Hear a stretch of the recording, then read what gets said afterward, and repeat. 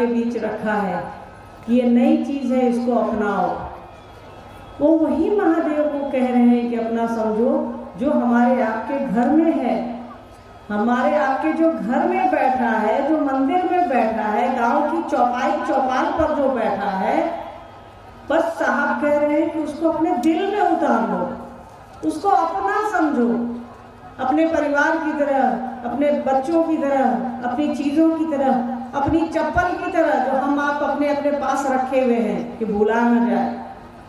छोटी सी चीज़ है, उसके बराबर साहब कह रहे हैं कि कम से कम चप्पल जैसी सोच तो रखिए अपने महादेव के लिए कि भुला जाए तो अफसोस हो। कितनी भी खराब और पुरानी चप्पल होती है हमारी आपकी, रास्ता में अगर टूट जाती है तो उठा कर ले आते हैं, फेंकते नहीं हैं। तो वैसे ही उतना ही महत्व, छोटा सा महत्व महादेव को भी दे दीजिए, साहब दीदी माँ को भी दे दीजिए, और कुछ भी नहीं करना है। उस महादेव को जो जगत गुरु है, जो विश्व गुरु है, गुरुओं के गुरु हैं, दुनिया के सबसे बड़ा मास्टर है वो, उनसे बड़ा मास्टर कोई नहीं है। हम लोग देहाती भाषा में माट साहब बोलते हैं ना, तो महादेव से बड़ा माट साहब कोई नहीं है धरती पर। उसको बस अपना समझ लेना है। उसके लिए साहब ने 3 सूत्र दिया है। पहला सूत्र है कि हे शिव, आप मेरे गुरु हैं, हम आपके शिष्य हैं, मुझ पर दया कर दीजिए। जैसे उसको कहिएगा कि आप मेरे हैं, तो अधिकार बना लिए। कहते हैं ना, मेरा सामान है, मेरी चप्पल, मेरा बच्चा है, मेरा घर है, मेरी जमीन है, हमारा खेत है। वैसे ही करना है कि शिव मेरे हैं, हमारे हैं। तब है कि आप दया कर दीजिए। हे शिव, आप मेरे गुरु हैं, मैं आपका शिष्य हूँ। तो जैसे आप किसी को अपना समझिएगा, आप उसके हो जाइएगा ना, और उससे दया मांगनी है और कुछ भी नहीं करना है। उसको बस दया मांगना क्या है, वो गुरु है तो वो ज्ञान ही देंगे ना हमको, और आपको बुद्धि ही देंगे ना। तो वो जो ज्ञान देते हैं, वो जो बुद्धि देते हैं, जो समझ देते हैं, वही उनकी दया है।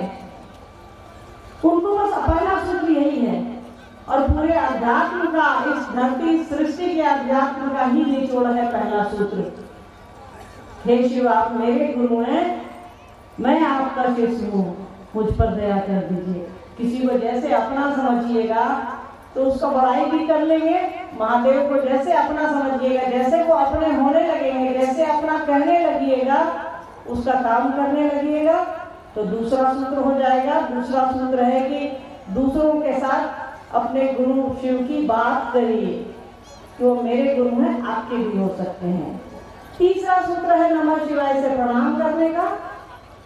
गुरु हैं, श्रेष्ठ हैं, गुरुओं के गुरु हैं, तो उनको हम आप प्रणाम ही करेंगे। उसके लिए उनका एक मंत्र है नमः शिवाय। नमः शिवाय से हम आप उनको 108 बार प्रणाम करते हैं।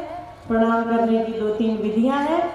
आप उंगली पर कर लीजिए, माला पर कर लीजिए, मिट्टी के दाने पर कर लीजिए, या फिर अजपा जप से आप शिव को प्रणाम कर सकते हैं। ये 3 सूत्र है, जिसको पकड़े जिसको करते करते हमारा और आपका मन जो है शिव की ओर चलने लगेगा। ऐसी सोच हमारी और आपकी होगी, हमारा मन उस ओर चलने लगे। मन का चलना बहुत कठिन है भाई, वो साहब दीदी के आशीर्वाद से ही चलेगा। 3 सूत्र करते रहिएगा तभी चलेगा, नहीं तो मन एक दिशा में चलता नहीं है।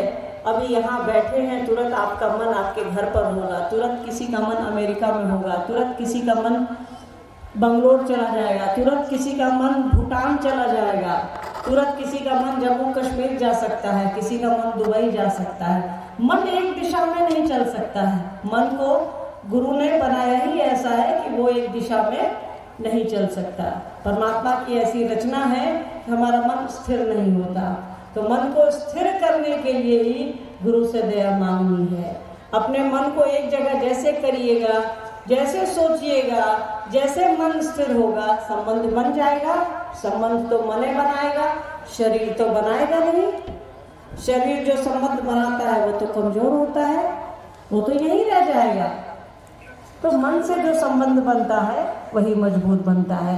तो शिव को जो सनातन हैं, जो सबसे पुराने हैं, जिनके पुराने होने का कोई और हैं घर में कि कपड़ा कब से देख रहे हैं, यादें नहीं है, इस सामान कब से देख रहे हैं, यादें नहीं है। हम लोग यहाँ गांव देहात में गोसाई की पूजा होती है, आपके घरों में भी होती होगी, तो लोग कहता है कि हमको नहीं मालूम है कब से हो रही है, पीढ़ी दर पीढ़ी से हो रही है, खानदान दर खानदान से हो रही है। तो शिव कब इस दुनिया में आए हैं, उनके जन्म का कोई अता पता नहीं है, क्योंकि वो स्वयंभू हैं। परमात्मा को कोई जन्म नहीं देता, परमात्मा लोगों को जन्म देता है।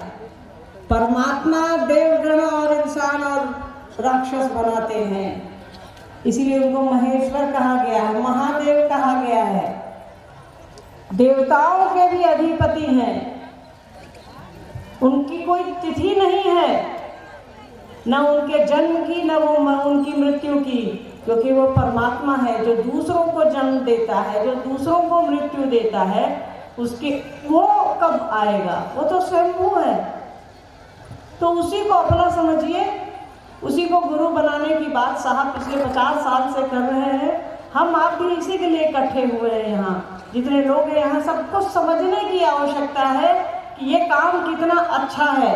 अपना काम करिए, घर गृहस्थी, खेती बाड़ी, पढ़ाना लिखाना, दुकान परचून, जो करना है करिए, पर साथ ही साथ लोगों को प्रेरित करिए, अपने आप को भी प्रेरित करिए। हे शिव, आप मेरे गुरु हैं, मैं आपका शिष्य हूँ, मुझ शिष्य पर दया कर दीजिए और दूसरों को समझाइए। हम लोग को कुछ लेना रहता है घर परिवार में, तो हम लोग बोलते नहीं हैं, अरे आप मेरे मामा हैं, आप मेरे चचा हैं, दीजिएगा नहीं। तो वैसे ही शिव को अपना समझिए, शिव से एक संबंध बनाइए, उनसे रगड़ा करिए कि आप दया करिए, उन पर अधिकार जताइए। अपना अधिकार जताना रहता है हर जगह,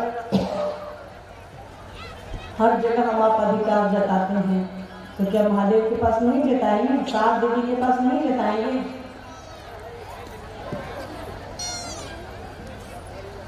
देखते हैं, जिज्ञासा बहुत आई है। जिज्ञासा समझते हैं ना, जिज्ञासा का अर्थ हुआ कि हमारे आपके मन में जो सवाल चलता है, सवाल हो रहा है ना कि अब भाई दिसंबर का महीना है, क्या बोलते हैं दिसंबर में, पूस बोलते हैं ना।